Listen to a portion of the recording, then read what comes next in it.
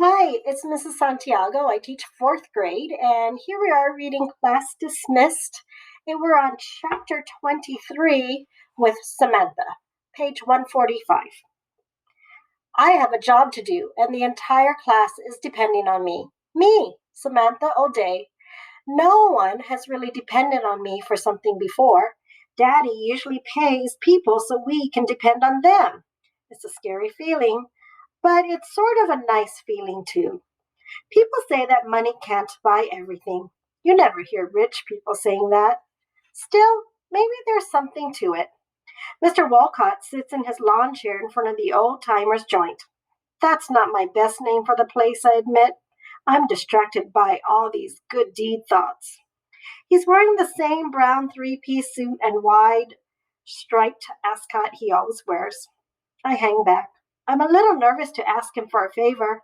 What if he says no to me? Then what happens?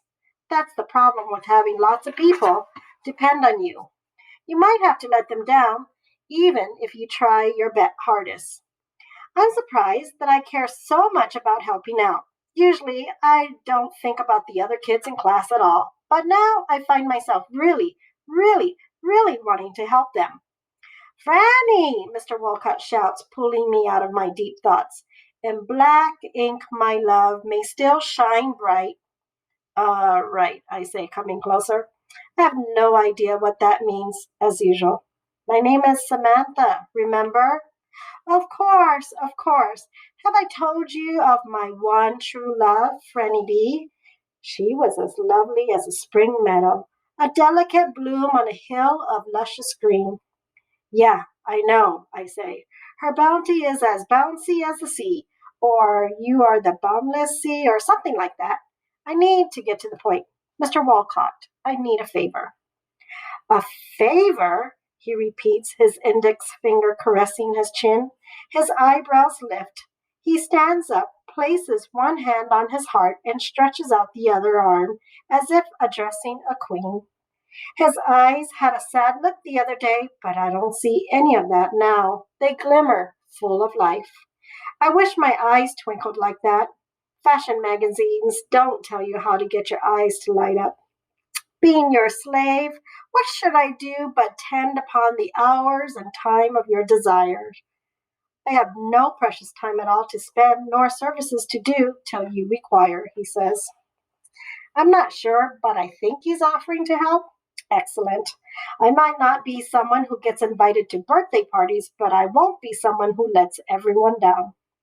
We've got a problem at school. We're going on a class trip and we need an adult to go with us. You'll have to pretend you're our teacher. Pretend? Like acting in a play? Exactly. It's been so long since I've acted in front of an audience. He says this quietly to himself. I worry that he won't agree to help us. And then what? I feel antsy and I keep myself from tapping my foot impatiently. I suppose that's why good deeds feel good, because they feel horrible when you don't know if they'll succeed. Mr. Wolcott clears his throat, and when he speaks louder and gestures, his arms sweeping with enthusiasm. Yes, I shall do it, for all the world's a stage and all the men and women merely players. And then he smiles, a bright smile with white, gleaming, and nearly perfect teeth. His eyes twinkle so brightly, I have to look away. I grin as widely as he does. I really don't think anything feels better than having a good deed get done, not even buying shoes. But an actor needs his props, exclaims Mr. Walcott, whirling around in a circle, his arms swirling up, down, and around.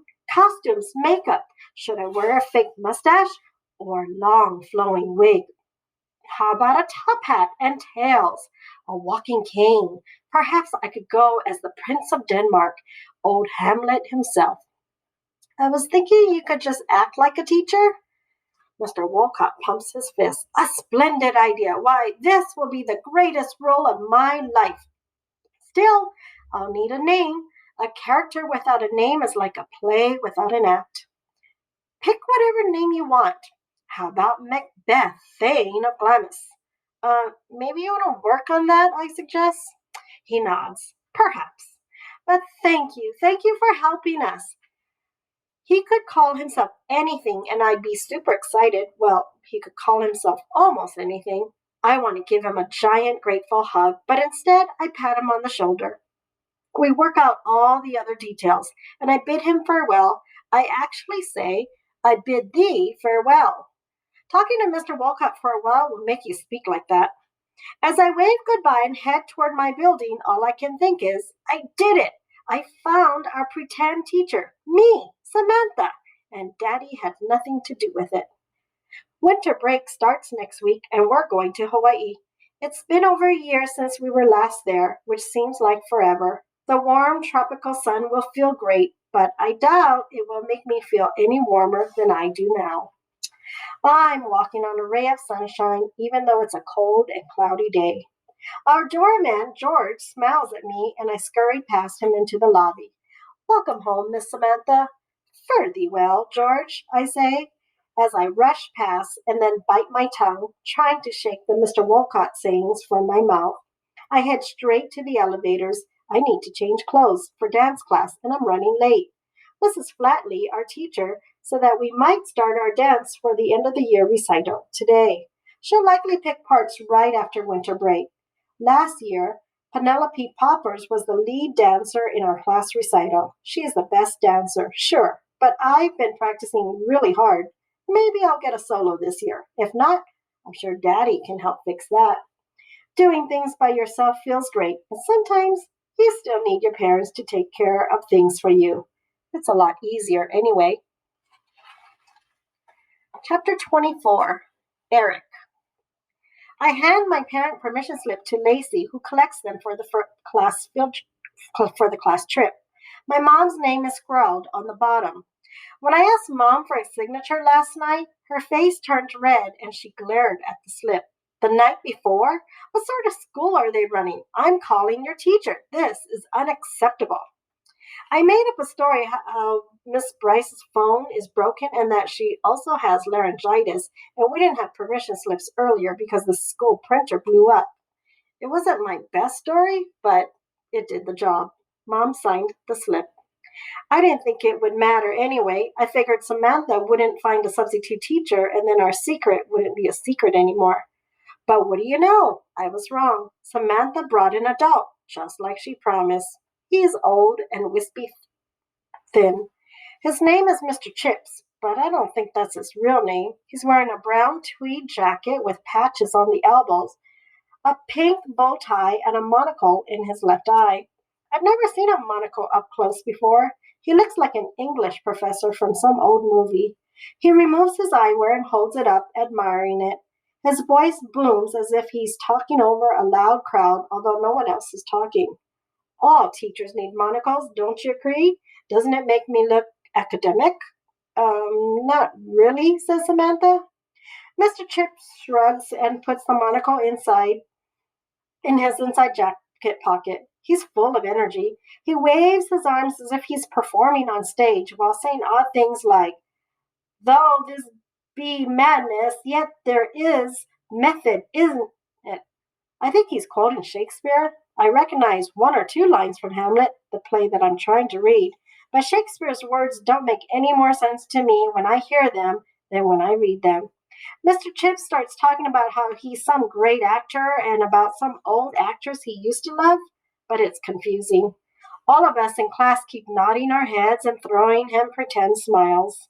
Samantha looks like she wants to hide under a desk. If we get through today, it will be a miracle. Finally, there's a knock on the door. Mrs. Frank, the school secretary, enters the room and tells us that our bus is waiting for us to board it. She waves to Adam and asks, have you eaten any homework or detention slips today? Adam shakes his head, blushes, and says, not yet. I have no idea what they were talking about. Mrs. Frank collects the permission slips from Lacey, counting them out, and then satisfied, leads them out to the door. We follow her single file down the hallway and to the bus that's parked outside. I'm last in line, and Mr. Chips is at the front, but I can hear him clearly. He rambles on and on during the entire walk with a long monologue that begins, to be or not to be, that is the question. I recognize the quote. It's a famous speech from Hamlet. Finally, we exit the school doors. The bus is waiting right out front for us with its motor running. As we gather around the doors to go inside, a deep voice calls from behind us. Wait! It's Principal Klein. We were so close to getting on the bus, too. But seeing our principal standing next to me reminds me of how much trouble we can get into for keeping this humongous secret. This is going to be very bad. Principal Klein approaches Mr. Chip. Our principal is a big man, and next to the ultra thin Mr. Chips, he looks like a balloon.